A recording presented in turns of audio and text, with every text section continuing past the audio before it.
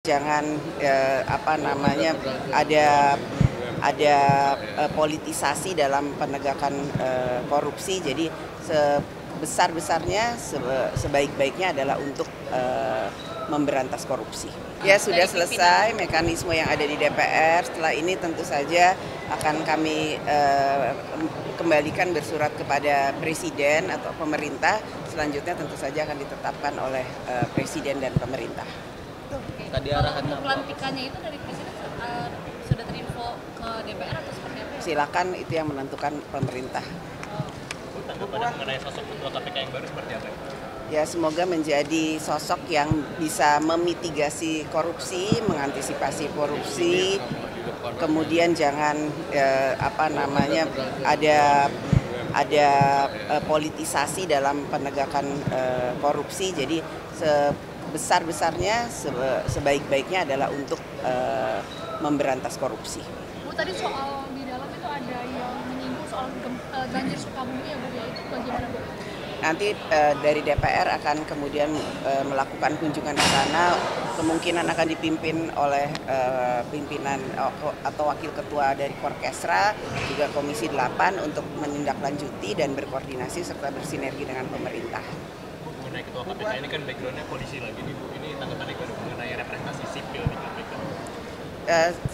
Yang ada itu ada dari kejaksaan, ada dari hakim, kemudian ada dari polisi, ada auditor. Jadi sepertinya insya Allah ke depannya ini saling melengkapi, kemudian akan bisa bekerja secara profesional dan amanah.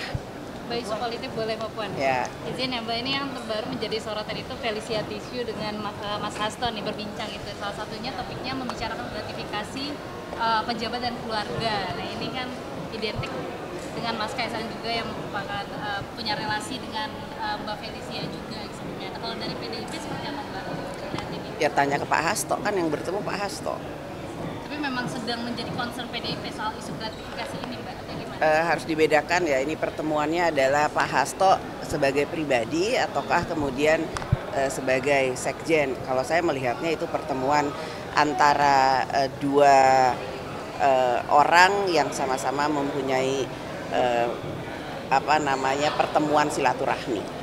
Mbak Puan, kemarin MKD memberikan sanksi etik kepada Demokrasi Indonesia Perjuangan. Itu kan terkait dengan dia menyampaikan pendapat di media sosial. Kalau Mbak Puan melihat apakah ini MKD jadi berpotensi jadi mengancam para anggota DPR lain yang mengungkapkan pendapatnya di luar DPR? Anggota DPR mempunyai hak untuk berbicara, namun juga MKD mempunyai mekanisme untuk kemudian melihat apakah hal tersebut kemudian harus dicek atau tidak dicek, kemudian ada mekanisme yang kemudian melakukan sidang terkait dengan hal itu. Dan itu bukan hanya PDI Perjuangan saja, semua anggota DPR, anggota dari fraksi manapun atau partai manapun, jikalau kemudian dianggap kemudian dalam pernyataannya atau kemudian tingkah lakunya itu ada hal yang harus kami cermati atau kemudian kami evaluasi, tentu saja kami harus menindaklanjuti hal tersebut dalam mekanisme dan profesionalitas yang kami lakukan melalui MKD.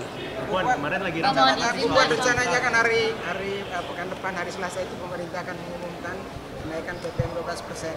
Sementara ini kan memang ada penolakan terhadap PPN 12%, bahkan usaha mengatakan kemungkinan bakal ada PHK besaran. Kira-kira tanggapan dari DPR sendiri? Kami berharap pemerintah bisa mendengarkan dulu aspirasi dari seluruh masyarakat, dari pengusaha, dari buruh, dan seluruh elemen masyarakat sebelum kemudian memutuskan hal yang sangat krusial ini. Walaupun memang itu sudah ditentukan dalam undang-undang, namun pemerintah juga berhak untuk kemudian mengevaluasi, karena kita juga harus melihat bagaimana aspirasi masyarakat dan bagaimana situasi ekonomi saat ini. Jadi kita lihat dulu. Namun harapan dari DPR, saya yakin pemerintah pasti akan mendengarkan dulu aspirasi dari masyarakat. Bapak, kemarin kan ramai soal Gus Miftah itu dinilai netizen merendahkan rakyat kecil gitu ya. Itu dari DPR sendiri melihatnya gimana ya? Apakah ada dorongan untuk mencopot Gus Miftah gitu? Wah, itu istana sudah mengatakan bahwa jangan pernah melakukan hal itu, bahkan itu tidak sesuai dengan apa yang disampaikan oleh Bapak Presiden. Jadi marilah kita membangun Indonesia ini dengan saling menghormati, saling menghargai, jangan saling merendahkan. Namun bangunlah Indonesia dengan rasa persaudaraan tanpa saling merendahkan. Ya, terima kasih. Ya, sudah selesai mekanisme yang ada di DPR. Setelah ini tentu saja akan kami kembalikan bersurat kepada Presiden atau pemerintah. Selanjutnya tentu saja akan ditetapkan oleh Presiden dan pemerintah. Tadi arahannya Untuk pelantikannya itu dari Presiden sudah terinfo ke DPR atau seperti apa? Silakan, itu yang menentukan pemerintah. Bu, tanggapannya mengenai sosok ketua KPK yang baru seperti apa? Ya, semoga menjadi sosok yang bisa memitigasi korupsi, mengantisipasi korupsi, kemudian jangan ada politisasi dalam penegakan korupsi. Jadi sebesar-besarnya, sebaik-baiknya adalah untuk memberantas korupsi. Bu, tadi soal di dalam itu ada yang menyinggung soal banjir Sukabumi ya Bu ya, itu bagaimana Bu? Nanti dari DPR akan kemudian melakukan kunjungan ke sana, kemungkinan akan dipimpin oleh pimpinan atau wakil ketua dari Korkesra, juga Komisi 8 untuk menindaklanjuti dan berkoordinasi serta bersinergi dengan pemerintah. Bu, mengenai ketua KPK ini kan backgroundnya polisi lagi nih Bu, ini tanggapannya mengenai representasi sipil di KPK.